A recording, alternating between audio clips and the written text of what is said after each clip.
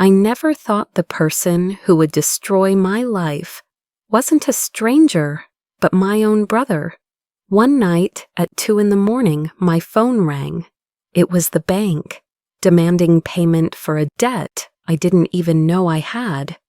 My brother had vanished, leaving me drowning in bills signed under my name. For years, I begged, borrowed, and broke myself to survive while he enjoyed a life of comfort miles away. 10 years passed, and when he finally came back, it wasn't with an apology. It was with another demand. I used to believe that family was the safest place on earth. If the world turned its back on me, I thought blood would always hold me up. That's why when my brother Mark came to me, with his tired eyes and trembling voice, I didn't hesitate. He told me he had fallen into debt, that he just needed a little help, that he couldn't trust anyone else but me. He said, "Emily, you're the only one who understands me. Without you, I don't know what I'll do." Those words dug into my chest like hooks. I signed the papers, thinking I was doing what any loyal sister would do. At first, I felt almost proud to be the one my brother relied on, proud that I could step in where others couldn't. It felt like love, like duty, like the bond we had since childhood when he used to protect me from bullies at school. But beneath that pride was something darker, a blindness born from years of conditioning. Growing up, I was taught that family always comes first, that sacrifice equals love, and that saying no is selfish. That conditioning made me easy prey for his requests. Looking back, I see how skillfully he played me. His sudden warmth whenever he needed money, the way he praised me for being the strong one, and then the silence once he got what he wanted. Psychologists call it love bombing, showering affection just long enough to secure obedience. I didn't know those terms back then, but I lived them. I was caught in trauma bonding, the cycle of being hurt, then soothed, then hurt again. Each time I convinced myself this time would be different. I didn't recognize the prison I was in. I thought I was saving him, but in truth, I was being bled dry. He didn't just want help, he wanted control. Every time I tried to set a limit, he reminded me of the sacrifices he made for me when we were children, twisting the knife of guilt until I relented. My love for him became the rope he tied around my neck, but the first crack appeared at the most unexpected place. It started small, a birthday dinner. I showed up at my parents' house, expecting to see my family gathered around the table. Instead, I found silence, dim lights, and only my mother. When I asked where everyone was, she said too quickly, "They're busy." Later that night, scrolling through social media, I saw the truth. A family group picture, a cake, laughter, my brother smiling with cousins, aunts, uncles, all of them there except me. At first, I thought it was a mistake. Maybe they forgot to invite me. But then I noticed the details. The decorations matched the ones I saw in my parents' garage weeks earlier. The caption read, "Family night, couldn't be more complete." Complete without me. That word broke something inside me. Still, I tried to rationalize. Maybe Mark didn't want to bother me. Maybe I misunderstood. That's what gaslighting does. It makes you doubt your own senses. My brother was a master at it. When I confronted him later, he chuckled and said, "Emily, you're imagining things again. You're always too sensitive. You know we love you." He looked me straight in the eye, making me question my own memory. Yet the pattern grew clearer. He'd borrow money, promise to pay back, and then vanish for weeks. He'd call me selfish if I hesitated to help. If I suggested he get professional advice, he mocked me for thinking I was smarter than the family. Each time I shrank smaller, convinced that maybe I was the problem. And yet there were nights when memories would soften my anger. I'd remember when we were kids, how he'd hold my hand crossing the street, how he sneaked candy into my pockets when our father forbade sweets. Those images haunted me. They made me forgive too quickly, accept too much, and cling to hope that the boy I once loved still existed inside the man he had become. That hope became my weakness. I didn't see then how the game was played. He isolated me, creating a version of family where I was always the outsider, but still tied to their needs. He guilt-tripped me into compliance and manipulated my loyalty until I couldn't separate love from obligation. If only I had known that was just the start of his betrayal. The truth came to me in the ugliest way. By accident, a friend from college, now living in Miami, sent me a photo one evening. At first, I thought it was just a casual beach snapshot. Palm trees swaying, blue ocean in the background. But in the center of it was my brother, Mark. He wasn't the broken man who once begged me for help. He was laughing, cocktail in hand, surrounded by friends. His shirt was linen, crisp and white, his wrist glinting with a watch that probably cost more than my monthly rent. My stomach tightened. I asked my friend when the picture was taken. She said, "Oh, just last week. He's been living here for years. Didn't you know?" No, I didn't know. I had been drowning in debt collectors' calls, scraping together pennies to make payments while he was living the soft life under the Florida sun. I couldn't process it. I called my parents the next day, voice shaking, asking if they knew. My father cleared his throat and said, "Emily, you're overthinking again. Your brother is struggling too. Don't believe everything you see online." My mother chimed in quickly. "He's just trying to get back on his feet. He didn't mean to hurt you." But the picture told another story, and my gut told me worse. They knew. They had always known. I hung up the phone, trembling. My own parents had chosen to protect him instead of me, covering for his lies, letting me take the fall. I wanted to scream, but no sound came. That night, the weight of it all pressed down on me until I couldn't breathe. And then came the hospital night, the night I finally broke. I was rushed in after collapsing at work, chest tight, vision blurred. The doctor told me it was exhaustion, stress, and malnutrition. I looked around, expecting at least one family member to arrive. No one came. I lay there, listening to the beeping machines, realizing I could have died, and they wouldn't have noticed. That was the moment something inside me cracked. The Emily who begged for love, who justified betrayal, who carried burdens not her own. She had to die for me to live. When I got out of the hospital, I started small. I went to the library, checked out books on finance, legal rights, and fraud. The words were overwhelming at first, dry and heavy, but I forced myself to keep reading. I started highlighting, taking notes, whispering to myself, "I will not be a victim anymore." But one night, sitting at a wooden table under the flickering fluorescent light, the weight of it all crashed over me. My hands shook as I turned the pages of a book on contract law. Tears blurred the words. I pressed my forehead against the paper and whispered, "I don't deserve this. I don't deserve any of this." It wasn't a declaration of defeat. It was a turning point. The tears dried and a spark ignited. I began documenting everything. Every phone call from a creditor, I logged. Every voicemail from my brother, I saved.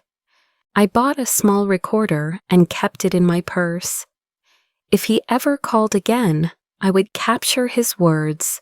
For the first time, I felt like I wasn't stumbling blind. I was building a case. I also learned patience. Strategy, I realized, wasn't about rushing.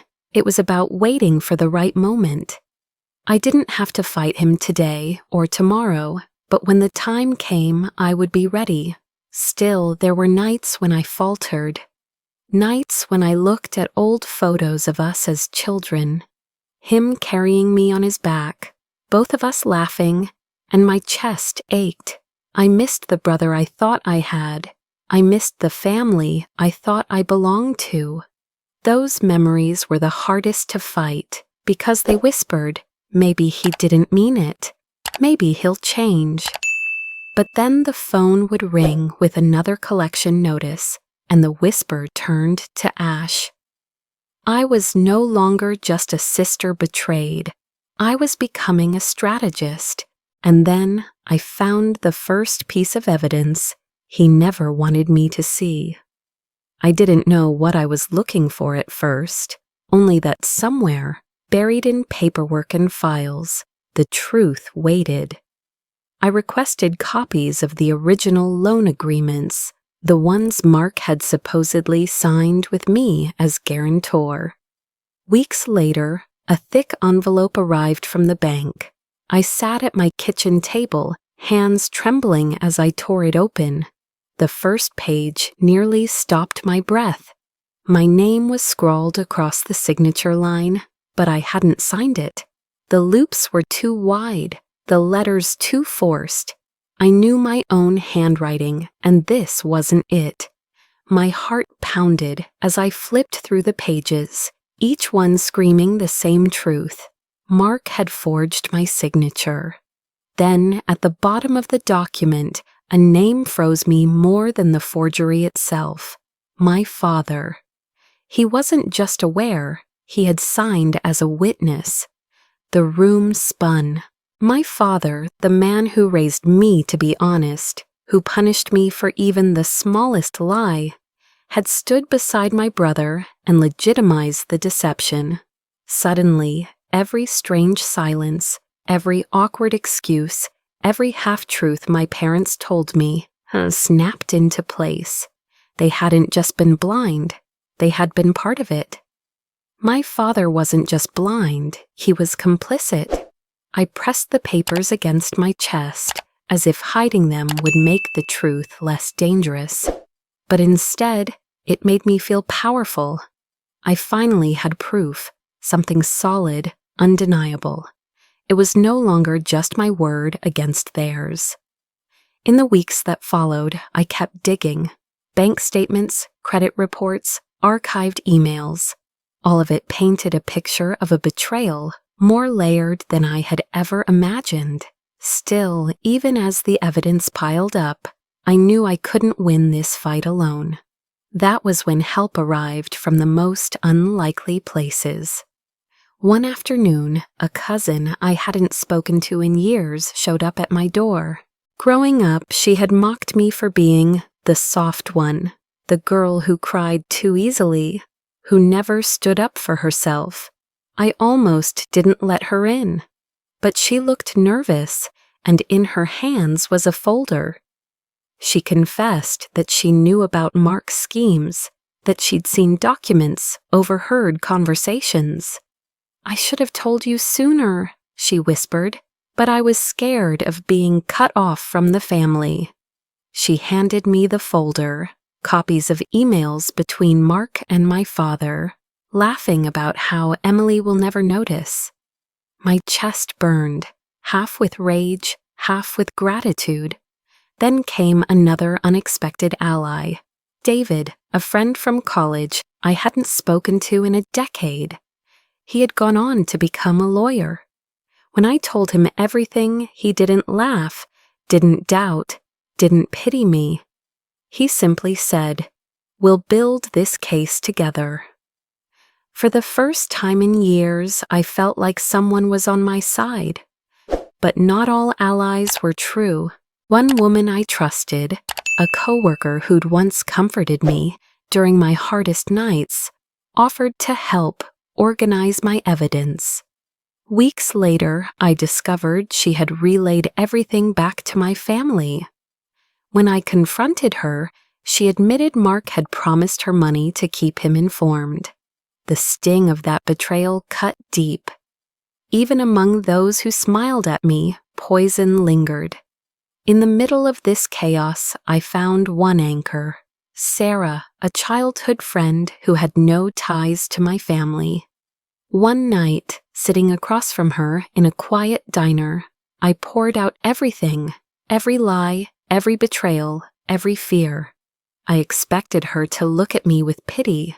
Instead, she leaned forward, eyes steady, and said, "Emily, they don't deserve the power they have over you. You're stronger than they want you to believe."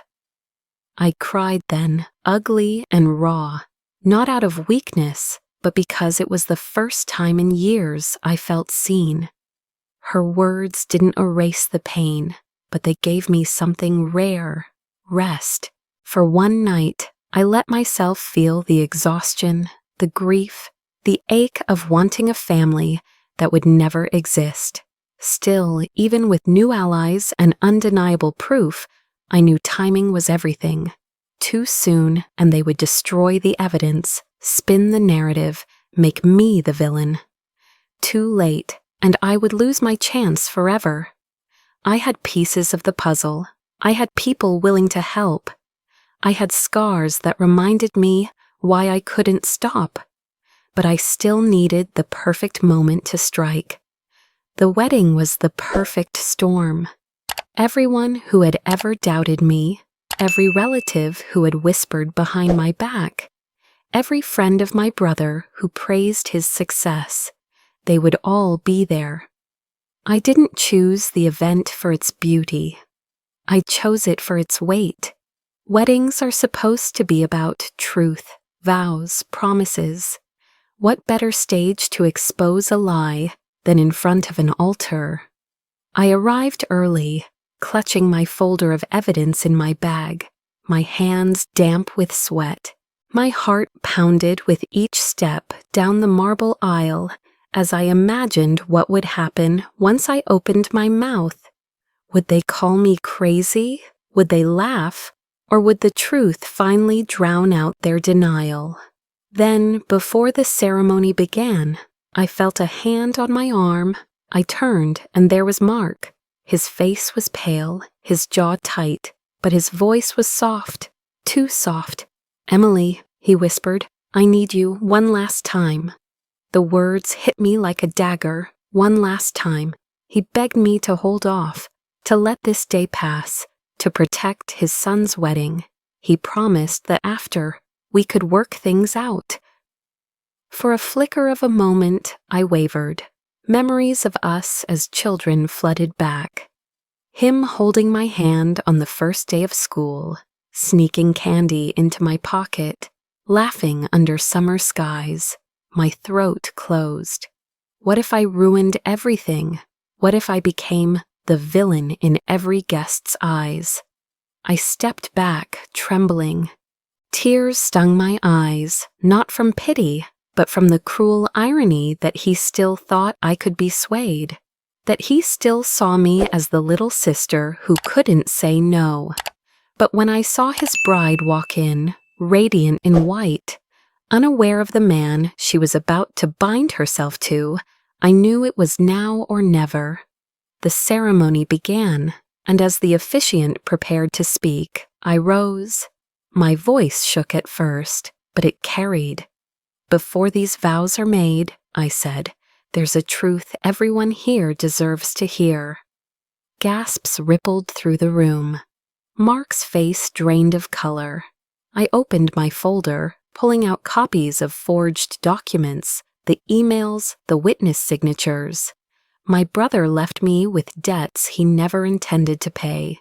He forged my signature, and my father witnessed it. For 10 years I carried his lies. Tonight, I won't carry them anymore. Chaos erupted. My mother cried out. My father shouted for me to stop, but I kept going. The guests turned, whispers swelling into outrage. And then, from the front row, a voice cut through it all. It was Mark's son, the groom. He stood, his hands trembling. "Is it true?" he demanded, his voice breaking. "Dad, tell me it isn't true." Mark tried to laugh, to wave it off. "She's exaggerating. She's always been dramatic, always jealous." He turned to the crowd, raising his hands as if to soothe them. "You all know Emily. She imagines things. She twists the truth." But this time I was ready. I pulled out recordings, his own voice admitting the lies, the manipulation. The audio filled the room, undeniable. Mark's son staggered back, shaking his head. "You destroyed her life," he whispered, "and you let us all believe she was crazy." The bride covered her mouth in shock, stepping away from him. Guests began to murmur louder, some glaring at Mark, others moving toward me with tentative sympathy. The fortress he had built for years crumbled in minutes, but as the evidence settled in the air, Mark's expression hardened, the charm slipped away, and the predator emerged. His voice boomed over the chaos. "You think this is over? You think you've won?" His eyes locked on mine, filled with venom. And just when I thought it was over, he launched his most vicious attack yet. The wedding disaster was only the beginning. In the weeks that followed, everything unraveled for Mark. His business partners cut ties, rumors spread through the community, and soon enough, the lies he'd buried for a decade clawed their way into daylight. The creditors who once hounded me turned their attention to him. But the greatest reckoning came when the case finally reached court. I sat across from him in the courtroom, my hands folded tightly in my lap, the evidence stacked high on my lawyer's desk. Mark looked thinner, his charm stripped away, his smile brittle. Yet even then, he exuded arrogance, leaning back in his chair as if convinced he would escape the noose once again. When the proceedings began, my lawyer presented the forged contracts, the recordings of his voice, the emails where he mocked me for being too naive to notice. I felt the weight of years of silence lifting as each piece of evidence landed like a hammer blow. For once, my story wasn't just mine. It was written in ink, sealed in his own words. Then came the twist I hadn't anticipated. My mother was called as a witness. I expected hesitation, maybe denial, but not betrayal. She stepped up to the stand, glanced at me once, her eyes cold, unreadable, and then she began to speak. "Emily has always misunderstood," she told the court. "Mark never meant harm. She has a history of exaggeration. She reads malice into everything. She's overly emotional, and she's been unstable since she was young." Each word felt like a blade. My own mother painting me as unreliable, unstable, even delusional. I wanted to stand up, to scream, but my lawyer's hand pressed gently against mine, reminding me to hold steady. The judge scribbled notes, and my chest tightened with panic. Mark smiled, the smugness returning to his face. He had weaponized the one person whose testimony should have defended me. My mother wasn't just protecting him, she was destroying me in the process. In court, I realized, I was fighting both my brother and my mother. The following days were a blur of cross-examinations, tense silences, and sleepless nights. The weight of my mother's betrayal gnawed at me more than the trial itself. If even she saw me as unstable, what chance did I have? The sin of doubting myself threatened to crush the fragile strength I had built. But then, in the middle of the storm, salvation arrived from an unexpected corner. On the fourth day of testimony, the judge allowed a new witness to speak. A man in his late 50s stepped forward, his face pale but determined. I didn't recognize him at first, but then he introduced himself. He had once been a business partner of Mark's, a partner who had also been deceived. Left bankrupt by Mark's schemes, he brought with him a trail of documents, contracts altered in the same way mine had been, and testimony of promises broken. He revealed that Mark had forged not only my signature, but others as well, weaving a web of fraud that stretched far beyond me.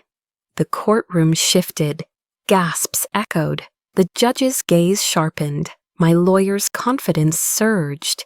Suddenly, my mother's words seemed hollow compared to the mountain of evidence and the fresh voice confirming what I had endured.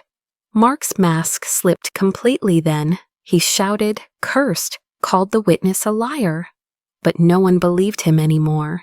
When the verdict came, my chest locked in suspense. The judge declared Mark guilty of fraud, his debts now his alone. My name was cleared, my liability erased. After 10 years, I was free. The moment the words left the judge's lips, I broke. Tears streamed down my face, uncontrollable, unstoppable. It wasn't victory I felt at first, it was release. For the first time, I wasn't carrying his sins on my shoulders. For the first time, I could breathe without guilt, pressing down on my chest. Around me, people whispered, some in sympathy, some in shock. My mother refused to look at me, her face a mask of stone. But I didn't care anymore. I had lived too long in their shadows. But even in victory, I knew the fight wasn't fully over. Freedom didn't come all at once. It arrived in pieces, like light seeping through cracks in a long-sealed room. After the trial, I made a choice that terrified me more than any courtroom battle.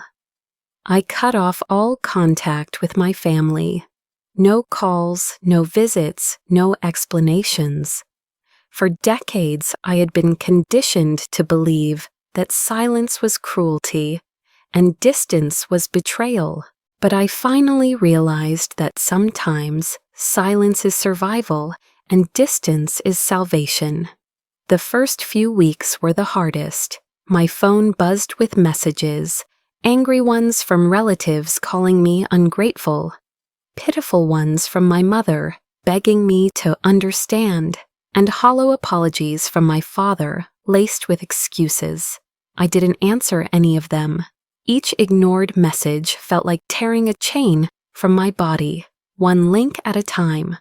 Then, one morning, an envelope appeared in my mailbox. The handwriting stopped me cold. It was Mark's. My hands trembled as I tore it open. The letter began with words I had longed to hear. "I'm sorry." He wrote of regret, of sleepless nights, of realizing the damage he had caused. But before I could even process those words, the knife twisted. He ended the letter with a plea. "If you could help me one last time, just until I get back on my feet, I promise I'll make it right." For a second, my chest tightened. The old reflex kicked in, the urge to save him, to believe him, to surrender myself once more. But then I laughed, not out of cruelty, but out of clarity. He hadn't changed, he never would. He still believed my love was his weapon. For the first time, I smiled at his request, because I already knew my answer. I burned the letter, watching the flames curl around each word, turning them to ash. And with that fire, I closed the door on him forever. What followed was not a sudden transformation, but a steady rebuilding. I poured my energy into myself for the first time in my life. I took the settlement money and the savings I had scraped together and opened a small consulting business. At first, it was terrifying, just me, a laptop, and a dream. But slowly, clients came, and with each project completed, my confidence grew. The same persistence I had once used to survive Mark's manipulation became the foundation of my independence. Financial freedom bled into emotional freedom. I no longer woke at night, dreading phone calls or debt collectors. My home became a sanctuary, not a prison. The air itself felt lighter, as if every breath I took was finally mine. Along the way, I discovered something I never expected: love. It didn't come from a fairy tale or some dramatic rescue. It came quietly from someone who saw me not as broken, but as whole. We built something slow and steady, built on honesty rather than manipulation. For the first time, love wasn't a trap, it was a choice. Community followed too. I connected with others who had survived toxic families, people who understood the scars invisible to outsiders. Together we shared our stories, our laughter, and sometimes our tears. In their presence, I found belonging, the kind that didn't demand sacrifice as proof. One evening, months after the trial, I sat alone by the ocean. The waves rolled in and out, their rhythm steady, eternal. I closed my eyes and listened, the salt air filling my lungs. For the first time in years, my chest wasn't tight, my stomach wasn't clenched. I wasn't waiting for the next betrayal, the next crisis, the next plea for help. I was simply at peace. The ocean didn't care about my past, my family, or my scars. It just existed, vast and free. And sitting there, I realized I had become the same. I lost a brother, but I found myself, and that was the best trade I ever made.